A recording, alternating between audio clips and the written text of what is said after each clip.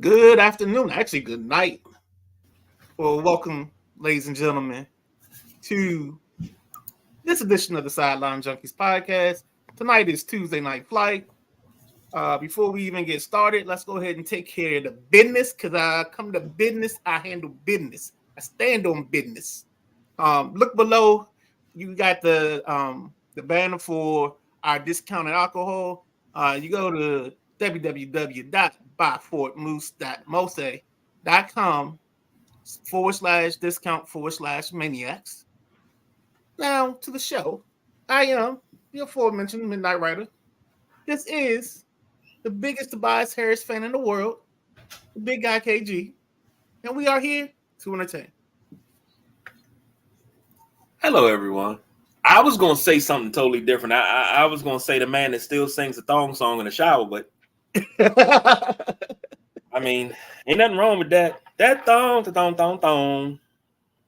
But welcome, ladies and gentlemen. As the Midnight Rider said, welcome to the Tuesday Night Flight. We are here for your listening pleasure. Got a few things to cover, so let's go ahead and jump into it as promised. I have a special announcement, and I believe we're going to lead with said special announcement. So, without further ado, I'd like to take this time to everybody out there in podcast land, Facebook land, Twitch land, YouTube land, wherever lane you're in, to say it's me, the big guy KG, at 7:34 on December 12th of 2023, for me to say to the Dallas Cowboys and the San Francisco 49ers, welcome, you have arrived. Both teams coming off of impressive wins this week. I said we would have to wait a little bit to see about San Francisco. San Francisco blew the doors off of Seattle. We'll get to that when we do the Week 14 recap, but that had to be said. Dallas has been playing very, very good ball, and this was going to be a test for them. And I think this is the first time they've scored 30 points in 3 straight home games since the 90s. I believe that's what the stat line was. So, welcome to the 49ers. Bang, bang, Niner gang. The Cowboys, Cowboy Nation. No hate, no nothing. You have arrived. Now, how long will you stay there is the question, because Philly, you haven't arrived yet.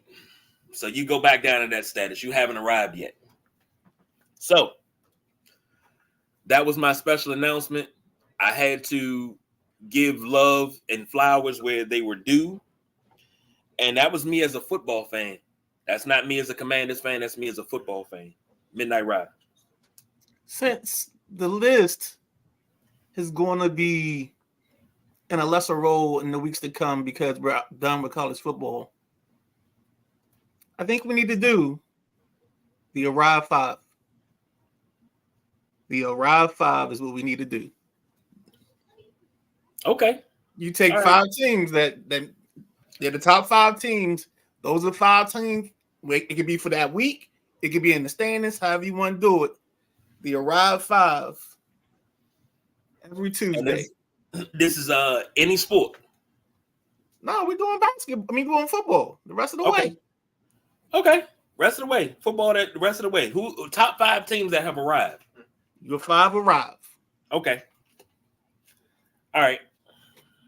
And if we can get us a little gift, like a little train gift, we good. Don't. Never mind. I was gonna say something. We're not going there. We went there Sunday. We're not going there. If you have not watched Sunday's show, please go back and watch it. We're gonna start this off with the NBA. We're gonna skip around the NFL for a second, and we're gonna start this off with the NBA. Now I messed up here. Hold on. That's not supposed to run across the screen. The NBA in-season tournament. Man, Lakers win. Rightfully so. They and people are already trying to discredit this. somebody said it's an AAU championship. It shouldn't count as a real championship. So I'll say this, as a Laker fan, how do you feel about it? See, most people expect me to have a rant, but I think the Lakers have to comply to the banner requests, because we have to, in order for this to work, there has to be buy-in. I would normally say don't put it up, but I think honestly, I don't even think they're gonna have a choice in this matter. I think Manfred came up to him. You had to buy in from LeBron. You had to buy in for some of the superstars. So I think you have to do the banner and commemorate. That's the word I want to use. Commemorate the game and the situation. Because if you don't do it, then this will be like, what's the point? So it has to be some level of reverence given to this tournament if you're going to keep doing it. Because I think they're going to do this until it catches on. Okay. Now here's something that now hold on before I go forward. Okay. That was the political answer. The second answer is I don't like the fact that we're putting the banner up because it's not a true championship in terms of the Larry O'Brien trophies. So I don't like it in that regard, but I understand from the standpoint of doing what's best for business. In the words of Vince McMahon, that's what it is. The Lakers are doing what's best for business. Okay. Now, this is a question that was posed by one of my good friends. And I say that because he brought, I don't see the vision, but the way he explained it, I had to think about it. I had to marinate on it. But now the NBA came out and they said that they would like to make the in-season tournament, whoever wins it gets an automatic playoff shot. I mean, they got a playoff spot. They're automatically in the playoffs once you win it. And my question is, okay, what about the teams that are decimated by injuries and they lose 80% of the games down the stretch? They crumble. Like so many teams we've seen crumble at the All-Star break or after the All-Star break, and they just go downhill. You know, they're the hottest team in the NBA November, December, first half of January, and all of a sudden, you know, they went from hot shit to cold diarrhea. What about those teams? And they'll win the tournament. But you're going to put them in over the team that was a slow starter, that was 1-15 starting out, got hot, and went on a 30-3 run, you know, to get to the All-Star break. What about that team? And then they're clawing their way in, and the next thing you know, they're one of the hottest teams coming into April, and you're saying, well, Team A, yeah, they lost the last 19 of their last 22 games, but yeah, you just won 31 out of 29 games, but we're not gonna let you in the playoffs, even though you have a better record. Like, how do you feel about that? Because I had to think about it, and I was like, yeah, it's good, but he also said move the tournament later into the season. Well, you think you're defeating the point of the tournament if you move it to later in the season. Okay. The whole point is to get these games in November and December to actually mean something to the players, be something that they strive for and they play in. And if you notice, there wasn't a whole lot of load management during the in-season tournament. A lot of guys played the nights they were supposed to in the in-season, and maybe that next night is the night they took off. So I don't see them moving the tournament at all. It goes against what they were doing it for. They're trying to keep the ratings with TNT and whoever else they're going to get in bed with for TV. That's why you had one night on ESPN and you had the other night on TNT. It's because it's all about the money in this situation.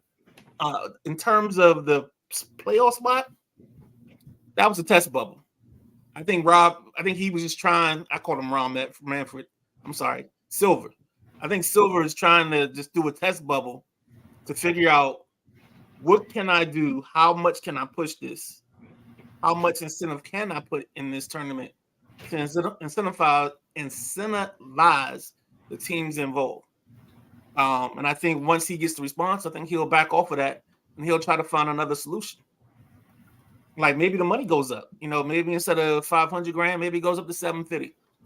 750. So you keep talking to me like that, I'm gonna go to Dwight. I was just watching that this morning. Matt says at least it makes the tourney worth something. I'll say I wasn't sold on it at the beginning, but watching the basketball and the coverage of it. Now, one thing they can do away with next time, do away with the hideous ass courts, because them joints putting a hurting on my eyes, man. You can't. You have to. You can't. Okay, you know what you can do? Because it's all about making this night different from any other night in the NBA season. Here's what you do. See, and this is the thing. You said something, and it's true. It's not catered to our generation. It was guys. It's a Boston fan that I follow on Twitter. Really, really cool dude. And when I say Boston through and through, I mean Boston through and through. Like, he talks Boston all day long. And really big Len Bias fan. That's how we started following each other. Because he was a real big Len Bias fan. He was talking about Len Bias, and we got into a conversation. I sent him a podcast. He's like, oh yeah, I love it. I absolutely love it. But he said, you know, seeing Boston not play on parquet floor had to be the most sickening thing I've seen in this NBA season. And I'm like, I'm with you. But Milwaukee, Chicago, LA, the Lakers, I mean, Sacramento, you something that you don't see very often. You want to bring those fans from our generation into the in-season tournament. You go back to, in Boston, you go back to the old parquet floor, that darker parquet that they had. You gotta be careful. I know what you're talking about. You're talking about having like the classic floors, like, right? I would almost say, if you remember the in-season tournament, right? Instead of doing like the city jerseys, you right, want to do like throwbacks, and then commemorate the old floors. Like in Milwaukee, you'll have the Mecca, right? In LA, you'll have the old Forum floor. In right. Sacramento, you have Arco Arena was the only floor that had like it didn't have a brown tint to their wood. It was more white. For New York, you darken the Garden again. Make the crowd dark so all the spotlights on the floor, and you change the floor back to the 90s colors or something. You know, you do the things that brings back the nostalgia, but you bring back that older crowd and like, yeah, I remember when they played like this. And you bring back those uniforms a couple of nights. You bring back, you still incorporate it with the city uniforms, but those floors and that in-season tournament, I am sorry. They look like something you would create on NBA 2K when you created a stadium and you just wanted to throw something on the floor. You got to do something better. Again, as earlier comments brought to you by me, this tournament is not for me and you. I'm trying to make it for me and you. I'm trying to make it for us. See, this that moment you just gotta kick your feet up and just know it's done. Like you good. You passed. You know, like we gotta pass the torch. You gotta pass the torch to the next generation of basketball fans. They're not ready for it yet. I understand, but you gotta just go. Okay. You still got a foot left in the demographic, in part of the demographic. See, I'm on the whole other side of it. I'm so far. I'm far enough away. Like I gotta like go hello, and it's like an echo to how far away I'm from it.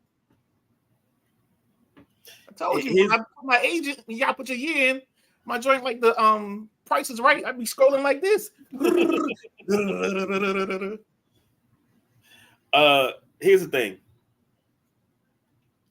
Going back to the banner itself. I don't agree with it, but when you explained it, I see where you're coming from. It's not something that LA wants to do. And before you explained, I seen a video of Kobe that said we don't hang division banners. We don't hang conference championships. We don't hang attendance banners. It's only championship banners and nothing. Right. And I was like, that's the way it should be. Right. Because for so long, I remember the Mystics got clowned because they had 5 banners because they were the attendance champions for 5 years in a row. Why do you have those banners up? Yeah. You know? it wasn't much up in the ceiling at that point in time. No. At MCI or Cap 1. It was like those 4 banners, a couple of division titles, the finals for the Bullets, and then like a couple of Caps jerseys up until 19. So I mean, we wasn't like it was room. Yeah, and I guess you had to fill it in. It's not like Boston where you have the retired numbers and then you have 17 banners. It's not like LA where LA has a wall of their retired numbers and the mic for Chick Hearn. I like how you said Boston first. I like how you said Boston first. I know Boston that was got the 17 first. Stop it. I know that was intentional. Okay. How many in the last 37 years? Huh? How many have they gotten in the last 37 years? 37 is what? What's 37? Like what's 37 years from now? Was it 87? Oh, 1. Yeah, okay, 1. Yeah, I give you that. Okay. I give you that. Yeah. It was a curse. It was a curse. But we're not gonna get into that. Which way you want to go now? Let's go ahead and go to football. Give me a napkin.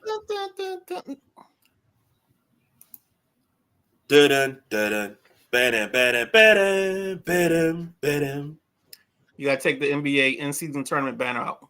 Of course I do, because I did it wrong yet again. I did it wrong, buddy. It's all good, man. I'm still learning this new way. The boss BJ got us doing things a little different, and he's on special assignment tonight because you don't see his smiling face. Smiling faces. I'm sorry. I knew you were singing that. Huh? So I knew you were singing that. Yeah. That's my drink. All right, week 14 is in the books. Banner. Here's the thing. Banner. Oh my God. Thank you, sir.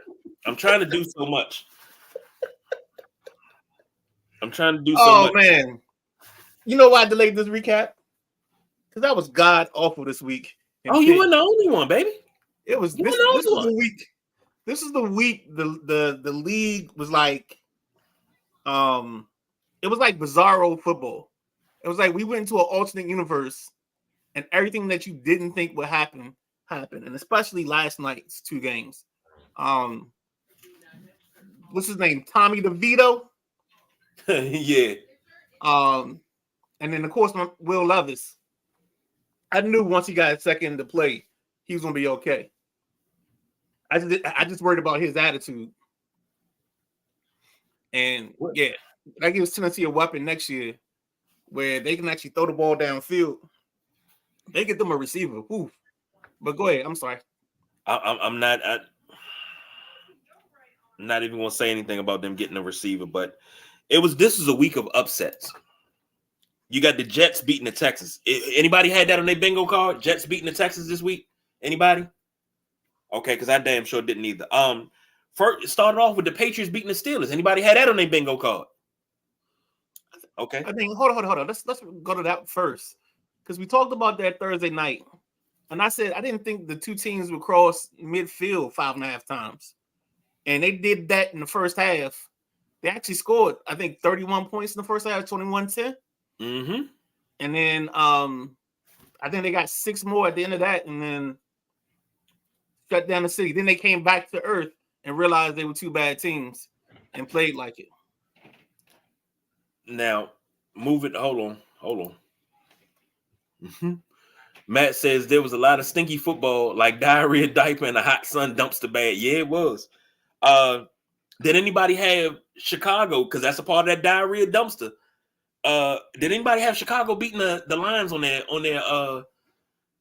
bingo card? Because I didn't have that either.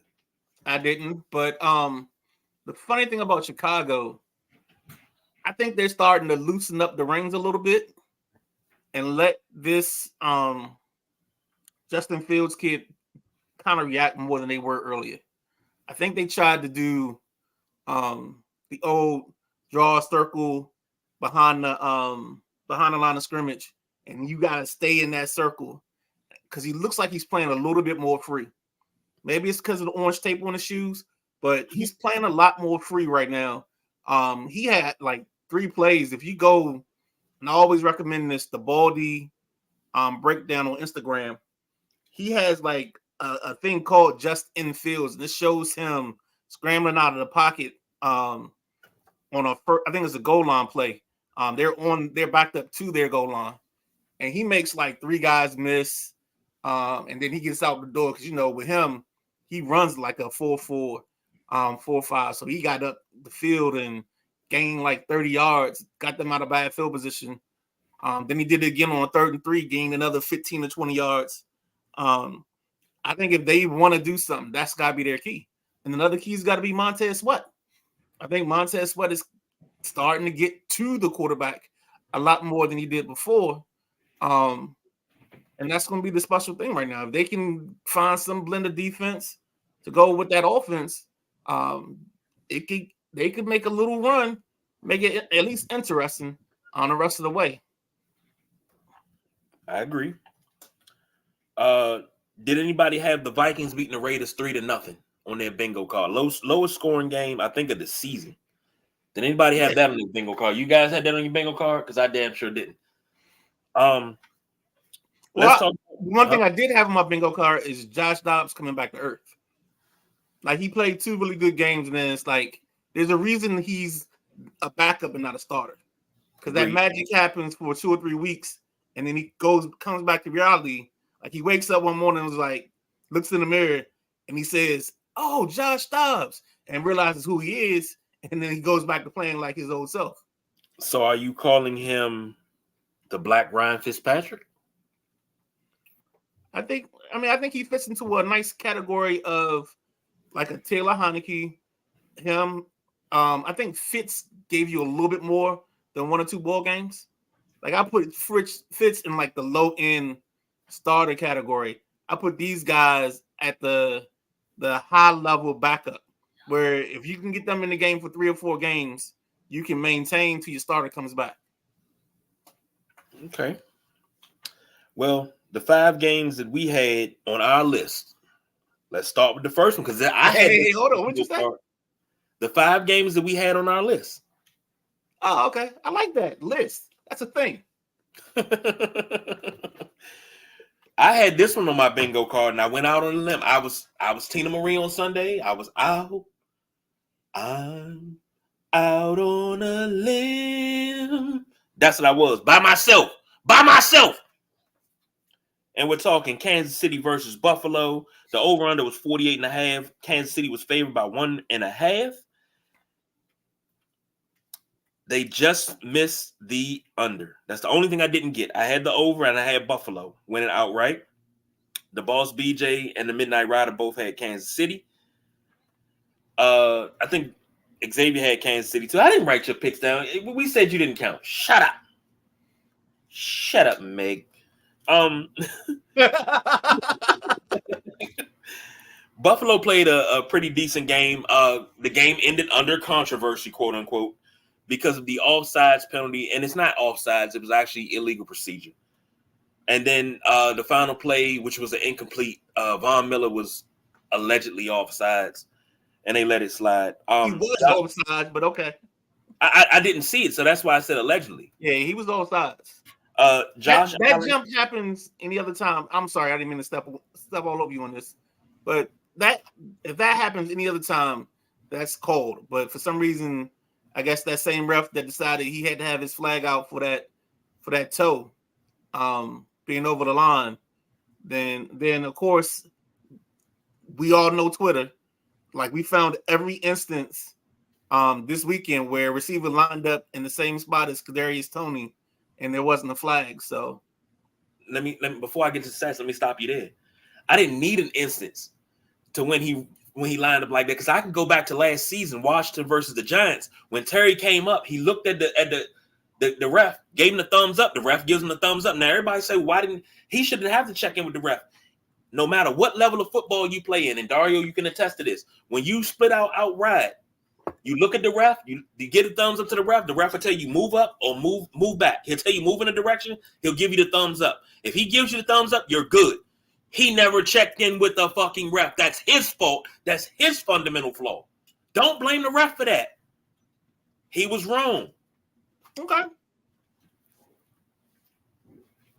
Same thing happened to Terry. Only thing is Terry checked in with the ref, gave the ref a thumbs up. Ref gives a thumbs up back. As soon as the ball snapped, there's the flag. Well, let's just say last night, Tyreek Hill, same spot, same exact everything. No flag. No Did flag. he check in with the ref? I don't know. I wasn't paying attention. See, that's the key. That's the $64 question. Okay. If he checked in with the ref and got a thumbs up from the ref, then you're good. Okay. Now, see, it's wrong if you get a thumbs up and then he throws the flag. Right. I got you. I'm with you on that. Don't tell me I'm good and then wait to throw the flag and then I'm not good. Right. So, Josh Allen, 23 of 42, 233, a touchdown to pick. Patty Mahomes, 25 of 43, 271, a touchdown to pick. Clyde Edwards-Helaire, 11 carries, 39 yards. James Cook, 10 carries, 58 yards. Also had 5 receptions for 83 yards and a touchdown. And Travis Kelce doing Kelce things, 6 receptions, 83 yards. This is the second game in a row that the refs have, quote unquote, screwed Kansas City. Do you think the shine of Kansas City being dominant and being the top team in the league has worn off, or do you think this is just a victim of circumstance?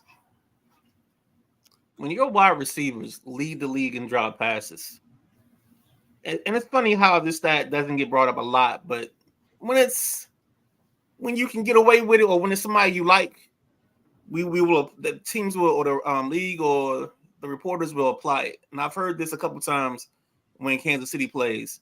They talk about the receivers dropping the passes, and unfortunately, they got Kadarius Toney and Valdez-Scantling. Is that how you say his last name? You got both of them on the same team, and both of them, let's just say they got some Rod Gardner in their system. So, it's a 50-50 chance, man. And you never know. You never know what they're going to do, if they're going to catch it. I think they should make a rule that every time they catch a pass over 50 yards, you stop the game and award them the football. I see no problems. I'll allow it. I mean, it's just ridiculous, because as a quarterback, when you're trying to get a rhythm, if they're dropping everything, you start thinking you can't go hand it to them. So what else can you do to get this pass caught? And then now you're second guessing because you might see him streaking. You're like,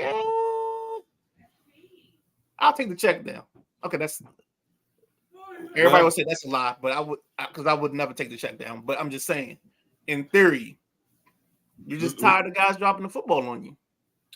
Maybe they need to maybe they need to call up Lester Hayes and Fred Biletnikoff. Or that little kid from the Little Giants. Or what's my man? What was Orlando Jones' name in the replacements? Oh, I know you. I can't think of his name in that. But I can't think of his name. One of my favorite movies, and I can't think of his name. But he need to hold his hands up like, Coach, this don't look natural. It look like I jacked off elephant. But that's what they need. I mean, it's something. Or they need to, you know what? Good old-fashioned practice will help with that. Work with the judge machine. That's a concentration thing. That's I'm not even saying I don't work on my craft. I think it's more of a thing of, it's almost like if you watch a guy, now here's a guy that stays after practice and shoots like 100 to 200 free throws or whatever, and like he's 80% on the free throw line. But it's like the second he gets in that game and in that setting, it's like 30%. And you watch this guy like every day after practice making his free throws. But it's something about when you get in the game. We're not talking about practice, we're talking about a game. And I think that's what might be the problem. I think we dropped a couple references already today. I think we did. We're in our bag early. Yeah, I like it. Next up, we had the Jacksonville Jaguars and the Cleveland Browns. 36.5 was the over-under. Cleveland was a 1.5 favorite. The Boss BJ, we all took Jacksonville. The Boss BJ was the only one that took the over. Jacksonville loses 31-27. Trevor Lawrence, 28 of 52, 57, 3 touchdowns and 3 picks. Flacco, another 300-yard game, 26-45, 311, 3 touchdowns and a pick. ATN, 14 carries, 35 yards and a touchdown. Ford, 12 carries, 51 yards. Evan Ingram showed up and showed out. He caught 11 passes. Talk about the yips. That dude in New York had the yips. 95 yards and 2 touchdowns. Njoku, 6 catches, 91 yards and 2 touchdowns. Thoughts on this? That's how I knew. The second I saw him catch the ball and get physical, I was like, this is over. I'm like, I don't know who that is. Now tomorrow he gonna wake up, or next Sunday he gonna wake up and realize he David Njoku and go back to being Jane. The man who looked like Tarzan and plays like Jane. I didn't expect Jacksonville to lose this game, but I think Trevor Lawrence is way more. We knew he was injured. I think he's hurt. There's a difference between injured and hurt. I think he's hurt. I agree to a point. I also think some of this might just be like when you get in the last part of the season, there are times that it's just not there. You know, you're just not the team that you normally are. Whether it's the fatigue, you know, maybe it's this is the week. Some of the guys, the young guys especially, you know, they haven't played football this long because of their rookies, and you just don't have that energy. So I think it's a little bit of both right now. And I think that this was the week where Captain Chaos took over. Who you telling? Next up, I called this game of the week 1A because I really wanted to see how San Francisco responded. The 49ers took on the Seahawks. 46.5 was the over-under. 13.5 point favorites were the 49ers. The Boss BJ took the under. The Midnight Rider took the over. Seattle to cover. And I took San Francisco with the over. We got the under. San Francisco wins 28-16. Drew Lock started this game. 22 of 31, 269, 2 touchdowns, 2 picks. Brock Purdy doing Purdy things. Purdy. 19 of 27, 368, 2 touchdowns and a pick. Friday night, it will be so great. Great. I'm sorry. Charbonnet, 9 carries, 44 yards. Christian McCaffrey doing McCaffrey things. 16 carries, 145. Here's something I'm going to say before I go to the receivers. I always have this theory about sons of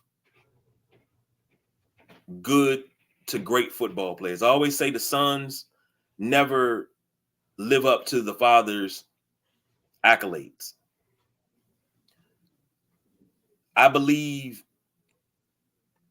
Christian McCaffrey, I had a list. I got to remember my list, but I know Christian McCaffrey is one of them that lives up to his dad's accolades. Yeah. Now, most people would say, well, Ed McCaffrey was just a runner. No, Ed McCaffrey was a dog.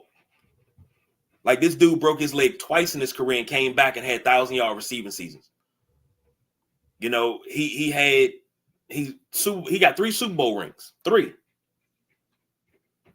One of the best receivers in Denver Bronco history. Him and Rod Smith, probably the best wide receiver tandem next to Vance Johnson and Ricky Natil in Denver. And I'm going back. But I digress. I think that Christian McCaffrey is living up to the last name. And I think he is probably, arguably, the best running back in the league. Am I far off on that? Do you agree?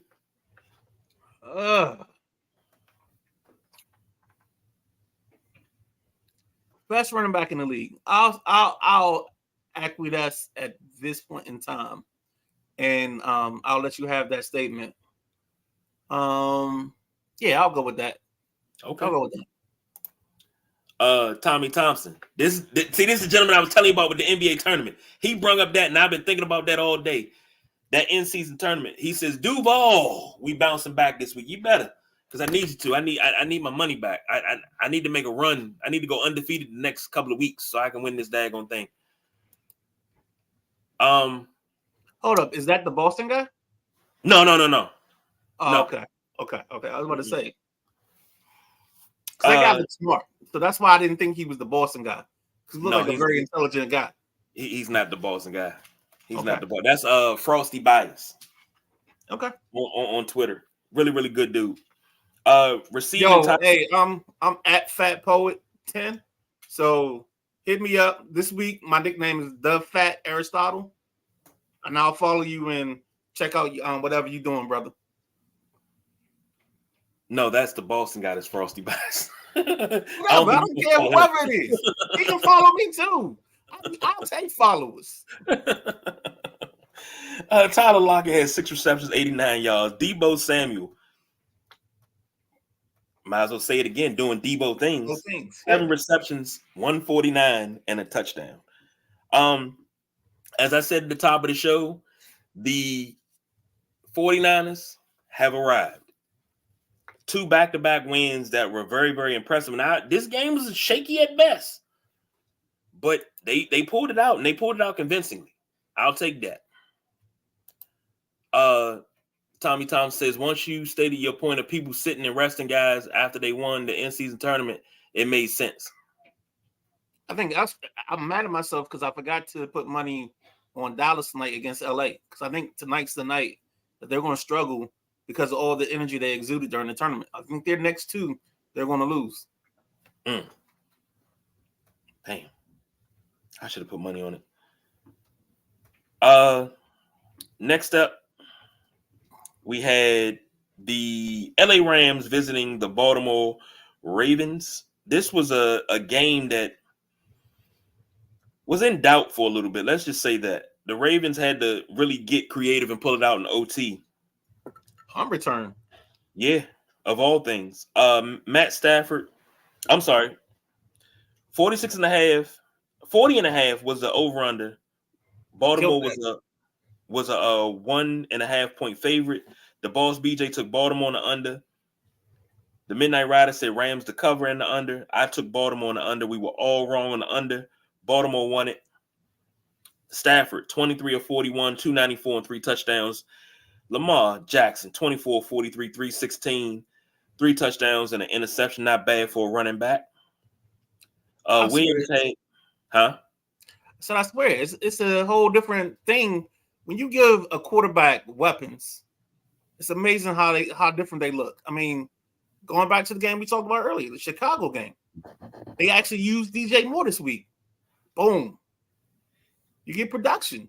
Mm-hmm. Like sometimes you got to feed your dog, and some teams don't feed their dogs. Sometimes they leave them out and just let them sit in the cold. Terry McLaurin. Not even gonna go there with you. No, I'm not talking bad about them. No, I know you're not, but you absolutely they just don't feed them. They don't feature them. You're absolutely right. That's why I said I'm not going to go there with you, because I didn't think about that. You're absolutely right. Williams had 25 carries, 114 yards. Lamar Jackson, 11 carries, 70 yards. We have a Cooper Kupp sighting and also Odell Beckham sighting. Kupp, 8 receptions, 115 yards and a touchdown. Beckham, 4 receptions, 97 yards and a touchdown. Like you said, they won this on the punt return, but this was a sloppy game for a little while. This is a very, very sloppy game. And Baltimore was about to start that, so raving it. Oh, here we go. The boss BJ. Some teams don't have any dogs. Commanders. So, this Rams game, I watched it the whole time. I love how McVay actually decided that at some point, Baltimore was going to have to stop them running the football. And that was a beautiful thing. Now, unfortunately, he stopped running the ball his damn self when he got in the red zone a couple times. And I think they had to settle for field goals, which I didn't understand. But, I mean, play callers being a play caller, every now and then you think you've been showing them the same thing too many times, and you think it's time to go ahead with the okie doke. So, That's like last night I watched, which game was it? Was it Tennessee or was it New York? One of the games last night, I can't think of which one it was because I watched the Manning cast. So they kept flipping back and forth. So I kind of lost sight of which was which. Oh, I think it was Miami. That the first down they got in the red zone each time, they ran like a reverse or something funky and like hurt themselves and took themselves out of rhythm. I say all that to say that I think the Rams kind of got a little too smart for their own good a couple times and lost some things on the drives that they had going on. I think we see that the Rams can score with anybody. So it's going to become interesting because Kupp's back now. So you have that dynamics in the passing game of being able to get whatever you want from two shifty wide receivers. And I think they don't have that guy that takes the top off the roof unless you count Tutu Atwell. But I think the Los Angeles Rams are going to make it interesting the rest of the way for simple fact that they can find themselves in the mix at the end. I'll give you that. Last but not least, the game of the week. Philadelphia Eagles versus the Dallas Cowboys. I just knew this game was going to be a knockdown, drag out, slobber knocker. But at last it wasn't. Dallas wins 33-13. Over under was 51.5. Got the under because it was only, what's that, 46? 46. Okay. So 3.5 was Dallas covered. We all took the over.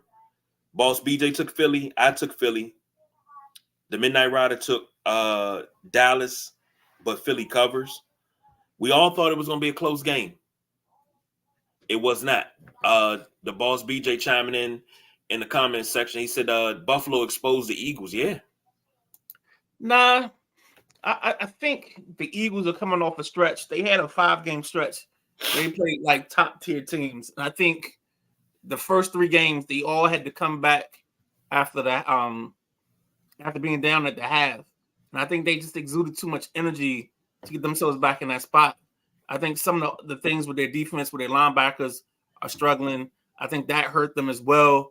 Also, the fact that their secondary really hasn't gelled. And shout out to the guy in Philly who stood on the corner with a sign, and beside the sign were 2 trash cans. One was named Bradbury. The other trash can was named Slay.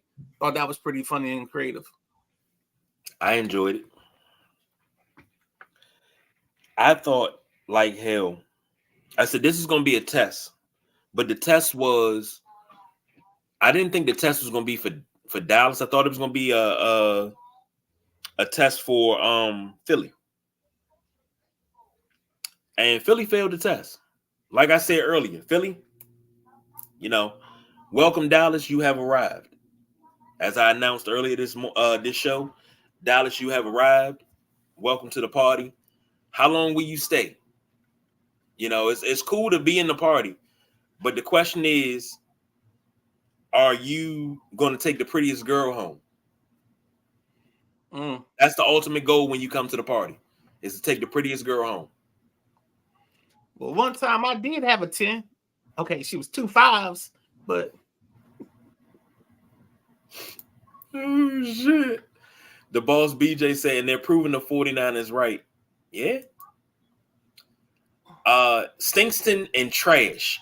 Yeah, that's old school joint. That's old school. I remember when they had no receivers, and it was bad. It didn't help that Donovan was throwing the ball into the ground anyway. But that's another comment for another day. He says a nut is a nut. Okay. Yeah, but this time you want to do it with the prettiest girl because the consolation prize is, I guess, Here we go.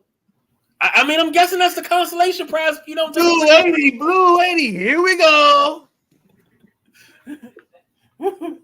Well, I mean, no, I'm not even going to sing the song. I'm not even going to sing the song. Nope, we're not even doing that. So, Jesus Christ. let's look at the playoff picture before we get to this last segment. Oh my God, I'm not even going to do this with you. NFL playoff pictures, brother. It's a little bit more clear than what it was. Let's call it what it is. Everybody's in the hunt. Nobody's clinched yet. In the AFC, San Francisco is the only one. San Francisco clinched last night a playoff spot. Oh, they did. I hadn't got off to the NFC yet. Oh, I got you. No, I got you. I didn't see it. So in the hunt for the AFC, the Ravens are 10-3. The Dolphins, who lost last night, are 9-4. And here's the problem with the Dolphins. The Dolphins have a habit of the first 11 weeks, they're out the gate hot. 11, 12, 13 weeks, they're out the gate hot. Then all of a sudden they fall. And when they fall hard. Are we going to see another Dolphins collapse is the question. Interesting question, but I think they have enough space that as long as they win one or two coming down the stretch, they got 4 games left. If they can split this stretch, they win the division. Because I think it's hard. It's gonna be harder for Buffalo to catch them, than for them to fall out of that spot. Coming in third is the Chiefs. The Jaguars are 4th. The Browns are 5th. The Steelers are 6th. The Colts are 7th. On the bubble are the Texans, Broncos, Bengals, and Bills, as well as the Chargers and the Raiders. The Jets still have life, and so do the Titans, all sitting at the Titans, Jets, Raiders, Chargers are all 5-8. Eliminated are the Patriots, who are 3-10. Right. Moving over to the NFC side, as the Midnight Rider has already said, the 49ers have clinched. They're number 1. Number 2 in the hunt. Lions number 3. Number 4 is the Buccaneers. Number 5 are the Eagles, who were the number 1 team going into the weekend. Now they're in the number 5 team in the NFC. And let's go ahead and explain that out for people, just in case they're not big football fans. The top 4 seeds in the playoffs are reserved for all the division winners. Then the 5th team is the team with the next best record. So that's how Philly goes from number 1 to number 5. Because they are number 2 in the NFC East, because they lost the head-to-head matchup with the Dallas Cowboys. Number 6 is the Minnesota Vikings. The Packers rounded out at 7. On the bubble are the Rams, Seahawks, Falcons, Saints, all 6-7. The Giants, Bears, Commanders, and Cardinals are even alive right now. Eliminated is the Carolina Panthers. So, all right. I think this week is going to go a long way into eliminating some of those stragglers, some of those holder-ons. I think the biggest question becomes what team survives the NFC South. I think there's 3 teams, the 6 and 7, maybe all 4. No, it can't be all 4 because Carolina's winning whatever. So I think the 3 teams, Atlanta, New Orleans, and Tampa. Yep, are all 6 and 7. Are all 6 and 7. And I think I know a couple of them play. It depends on who gets Carolina in that matchup last. Because maybe somebody hasn't played Carolina twice. So they get that late. Because they get that could be the key to them making the playoffs. I don't have the schedules in front of me. But whoever gets the Carolina game, that might help their case in the situation. Aren't you afraid of Carolina playing spoiler? You know, that happens a lot. No. You have the bottom dweller, the doormat, and then all of a sudden they play like a world beater. No. You wouldn't even let me get the scenario. God dang. When I see Carolina play, I see a team that doesn't. I mean, we talked about it last week with Eric Bieniemy at times with a plan, but I think their bigger problem is like what scares you. Miles Sanders is an average run. I mean, he's a regular running back. He doesn't do enough in the run game to make you worry about anything. Chuba Hubbard is a nice piece, but again, he's another guy where he's just a guy. He's not explosive. He's going to get his yards, but again, the lack of explosion in this offense it's prevalent. You got the kid Jonathan Mingo, the second-year kid out of Ole Miss, who could become something, but he's not doing anything right now.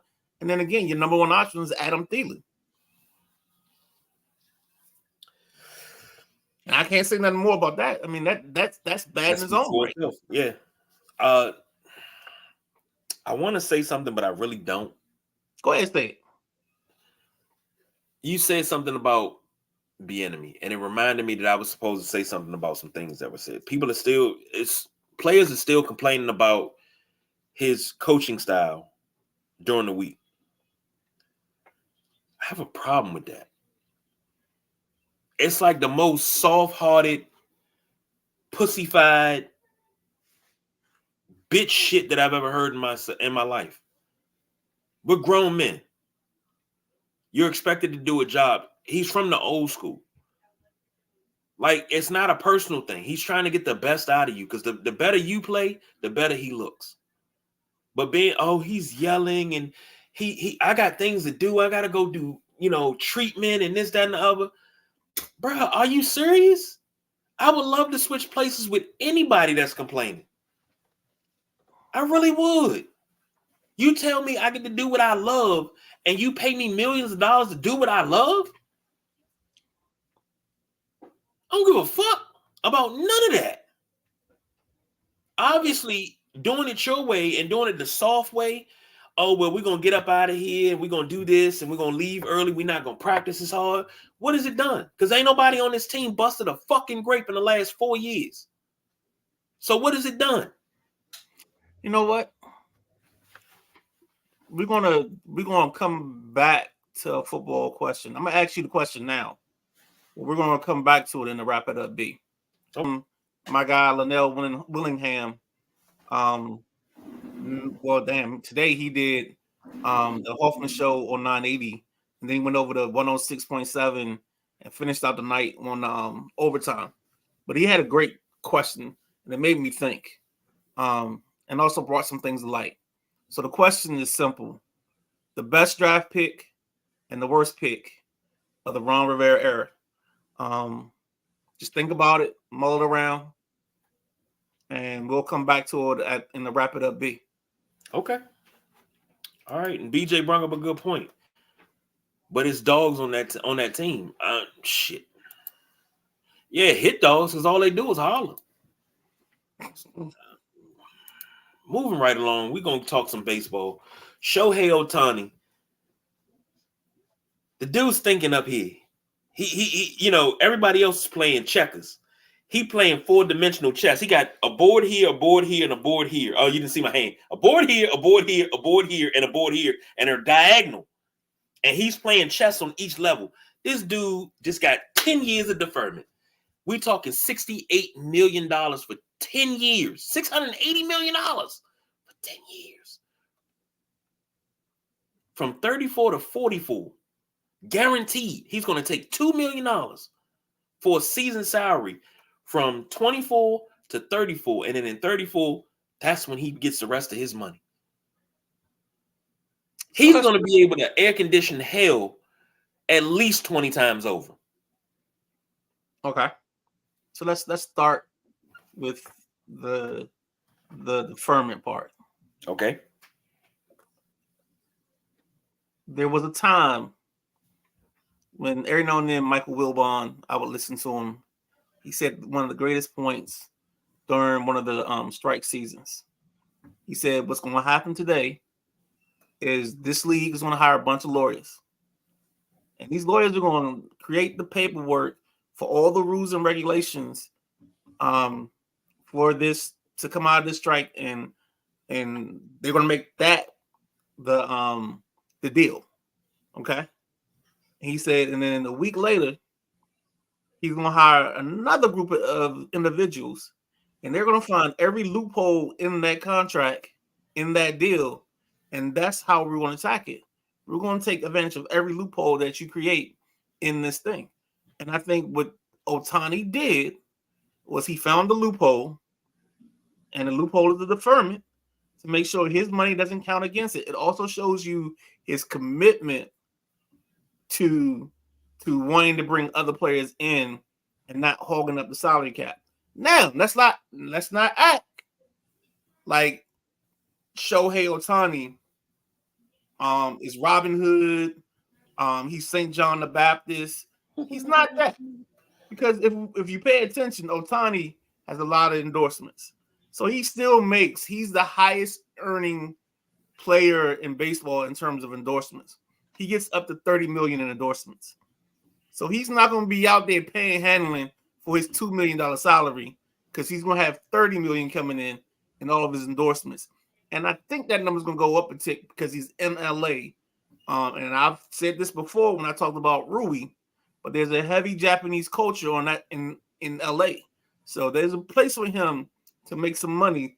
And I wouldn't be surprised if him and Hachimura were together on some projects or whatever. But I think Shohei's going to be okay. I don't think that $2 million is going to be all. Uh-oh. Okay. All right. It's okay.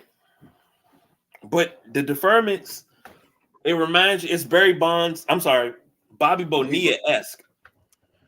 It's Nats. It's the Nats contracts. Like right now, I think this all season, like Max Scherzer starts getting paid. And I think the crazy thing about it is, in terms of the deferments, I think Max Scherzer is like the top 3 highest paid pitchers on 3 different teams. Because he played for the Nats. I mean, he's getting paid by the Nats, his deferment money. He's getting paid by the Mets, his money. And he's getting paid by the Rangers, his money. Enjoy. One thing about baseball that I wish somebody would have told me when I was about 8 or 9 is that all that money is guaranteed. Yeah, it is. No matter if they give you a 10-year contract worth these numbers, I remember we were thinking 140 was entirely too much money. Now we're talking almost $1 billion in some instances. Well, I think this is the anomaly. This isn't the par for the course. Because you're paying, like I said, I don't know if I said it with us on Sunday morning, but you're paying one of the best hitters in baseball, and you're paying one of the best pitchers in baseball. That is true. And I'm gonna tell you now, in the playoffs, I wouldn't be surprised you start hearing some rumors that Ohtani's doing some bullpen sessions as we get closer to the playoffs, and he tries to open that arm up, and maybe he pitches a game here or there in the playoffs, and you get your money directly, right away. You get a return on your dollar right away. Because now you got one of the better pitchers along with whomever else you acquire as a pitcher. And they have the farm system. So they can go get a Glasnow from the Rays. They can go get Blake Snell from the Padres, even though he doesn't fit their style. You can get somebody else brought in to be the ace until he gets ready to pitch again. And then I think the kid Yamamoto might have signed today already, but I got to double check that. I heard rumors might be signing, but I'm not sure. Here's the thing, and I'm going to say this. I just need the comparisons to Babe Ruth to stop. He's not Babe Ruth. They're not the same player. Yes, they both pitch and they both can hit. Great. That's Shohei Ohtani. He's not the next Babe Ruth. He's the first Shohei Ohtani. Babe Ruth was Babe Ruth. Stop putting these labels on people to be the next this and that. Let the man be great on his own. That's all I'm saying. And he is already on his way to being great. And I wish him nothing but the best. If he listens to this, let me hold $20. Let me get 10 grand. Oh shit! I said 20. I ain't want to be greedy, man. Shit, that nigga got $7 million coming. All right, man. We done come to that point. Time to wrap that shit up, B. Let me say this. This is something that has been glossed over and has not been said. LeBron James Jr. Bronny James played his first basketball game at the University of Southern California over the weekend. And I could not be more happier. Not only did he play his first game, but he passed his dad in all-time NCAA points. He scored 4. He got more points than his dad. Like, the kid is on his way.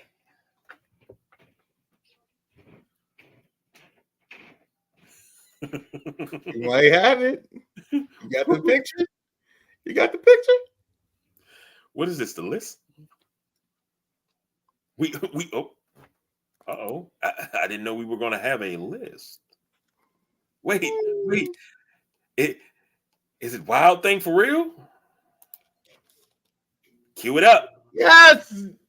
I got to give you a final season 1. So let's go ahead, knock it out the box, Rick. Knock him out the box, Rick. Knock him. All right, so here we go. Number 5. We're going to start simple. I know I call him Cry Me a River. And there's no offense to the guy. It's just for the incident. But we're going to put Caleb Williams out of USC. Mr. Williams, you have made the list at number 5. At number 4, we got a man. You hear me talk about him all the time. You're going to hear me talk about him ad nauseum. He's out of Texas. He went to Ohio State. He's a frequent flyer here. Mr. Quinn Ewers at number 4. You made the list at number 3. The oldest man in college football. Only man collecting Social Security checks while he's at the University of Oregon. Yes, ladies and gentlemen, Bo Nix, you have made the list. And at number 2, oh boy. The man has been number 1 most of the season, but I got to drop him to 2 just because of the Heisman Trophy being awarded to the other guy. So, Mr. Big Penix Energy, Michael Penix Jr., you have made the list at number 2. And at number 1, the fall guy, the stunt man, Super Dave himself, Jaden Daniels. At number 1, you have made the list. And I'd like to give an honorable mention to some guys that have made some great performances this season. Guys like Jordan Travis, good season. Kid Cam Ward out of Washington State, good season. They didn't make the list. Also, before I get out of this, I heard Riley Leonard's going to Notre Dame. Dear Coach S. Curl, stop getting his 5th-year seniors and let's actually develop a quarterback from a Notre Dame fan. And to recap the list, at number 1, Jaden Daniels, the Heisman Trophy winner. At number 2, the Big Penix Energy, Michael Penix Jr. from Washington. At number 3, Old Man River, Bo Nix at Oregon. At number 4, Quinn Ewers, my personal favorite quarterback, but for list purposes, I got to be unbiased. At number 5, Cry Me a River. Oh, cry me. Caleb Williams. And that is the last edition of the list for this college football season. Hey, it was a surprise list. It was surprise. Holla, holla, holla, holla, holla, holla, holla, holla, holla, holla, holla, holla. Hollin', bitch, don't you hear me? All right. Last but not least, well, I got 2 things. You asked me the best draft pick and the worst draft pick. The best draft pick is B-Rob because he's paying dividends. I'll say B-Rob. The worst, I'll say Chase Young, not because of performance, but because we didn't get full potential due to injury. And all right, so I'll say the best pick of this regime is, I'm gonna say Cam Curl. I was gonna go with Cam, but I said B-Rob. Okay. The worst pick has been every second rounder this team has taken under the Ron Rivera regime. That's Quan Martin, who hasn't done anything. I think Sam Cosmi. I mean, you're playing him at guard, and he's not as good as we thought he was gonna be at guard. Actually, there was this thing where I think the last good second rounder they took was Preston Smith. Yeah, a guy that you don't like. No, I think Preston Smith's okay. I thought he was fine. He's just he gets the sacks in bunches. You go 4 weeks where you think he's Warwick Holtman, and then 1 week where he plays like an all-star.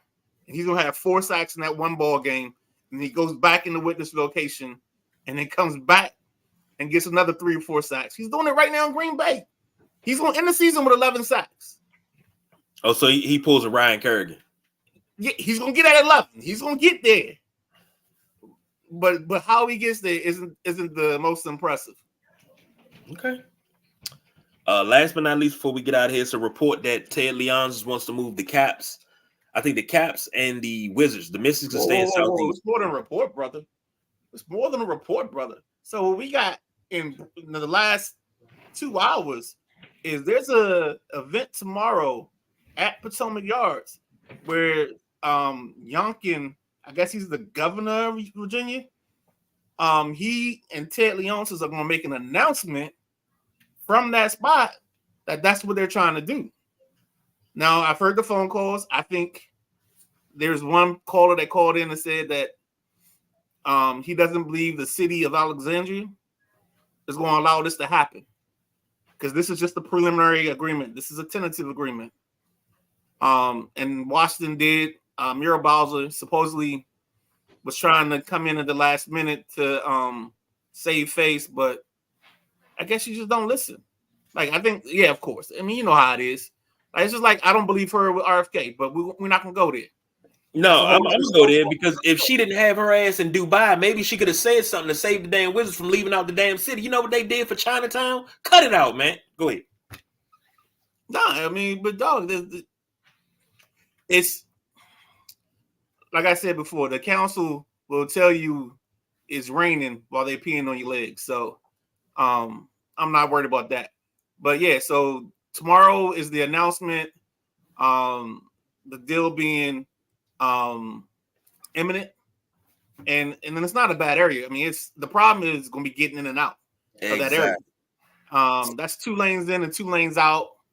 They're going to definitely have to do some kind of work to get traffic, to get better flowing traffic. But the good thing is, it's right off the metro. They just opened up the Potomac Yard station, so you're going to have metro accessibility.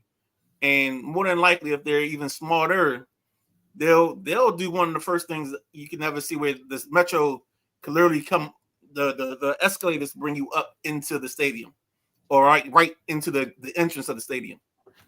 What is Gallery Place if a Gallery Place doesn't do that? Gallery Place brings you up to the side of the building. I'm talking about like front door service. I mean, it's as close to front door as you can get, but you know what I'm saying. You can take it another step further, KG. That's what I'm saying. Here's the thing, and I know, and Boss BJ said, tell him to step. I don't like teams moving to Virginia because Virginia is hard enough to get through Virginia. Like, it's hard enough to get into Virginia and then get back out. But it's also hard to get through PG County. It's hard to get downtown. You got to take public transportation. So I don't like our teams being in Virginia for games because it's just, I think you're moving away from the diehard fan. You're moving away from. I mean, that's a little disrespectful to the Virginians because they've traveled everywhere to be fans. True. And this is I'm not saying all of them. No, I got you. But I'm just saying, I think at a certain point, this is just about business. And I think Ted has the point because he's come to them on several occasions, and them being DC, and asked for things. Hey, can I have this? Can you give me more security? Can you give me that? So that's part of the problem is they've just been like, yeah, go away, or we don't have the money. And Ted's like, now all of a sudden you're like, oh, we want to make all these moves for the Commanders. No, I've been here. Ted should feel that very disrespected. So, I've been here. I've built up one community to a point where he's helped build what? Go ahead. Abe built up that community. Okay. So no buildings were built in the last 10 years? No, I'm not saying that, but Abe started that. Right. I give you that. But no, I mean, I just think he shouldn't. I think he's got a right to be upset because of what has happened and what is the build up around that area. And plus, Abe put that stadium in the ground. I don't think Abe got any money from the city to build that. He did all. I think that was all Abe's money. So that's another thing. Like you never put money into it. So like, why not? And this is the part that always frustrates me with politicians is they have a very reactionary response to a lot of things. Like now, all of a sudden, he's serious about leaving. Now you want to make these last ditch efforts. Now you want to run around the Wilson building, acting like you can try to get something done. That's not going to work right now because you done waited too long. You done let everything happen. So now you got to deal with the consequences. And that's the problem. Like, if they had just shown an ounce of concern for the things that Ted complained about, Ted would not be going anywhere. He got a stadium that he didn't have to pay for. Here's a funny thing. Everything you just said, so we can just go ahead and we can blame Muriel Bowser for this, correct? Because it's like what's that just, what is that? Bigger, Better, Uncut in South Park? Yeah. They sing Blame Canada. You just take the same voices, just change it to Blame Bowser. Okay. I just want to make sure we was on the same page because that's who I blame. Yeah. The same reason why they're talking about moving the Commanders to Virginia. So the boss BJ said, ooh, he a little harsh there. Tell Ted to fuck off and take them sorry ass teams with him. Damn, why the Caps catching strays? The Caps the best team to play in the building. Outside of Georgetown? Shit. Oh boy. Damn, bro. Well, maybe that'll help. Maybe they can break the stadium down to like a 10,000 seat arena, and that way they can fit the 5 Georgetown fans in the building, and they can sell out. It's time to go home. Because you on one, and I ain't really here for that bullshit. All right, that's what's up. So, all right, ladies and gentlemen. We will be back because we got Saturday football to break down on Thursday, and we also got Thursday night football. So we got, I think, 4 games to break down at least on Thursday. So join us on Thursday. Until then, that's the Midnight Rider. I'm the big guy, KG. We don't do no overtime, y'all. I promise you we don't. We are out of here.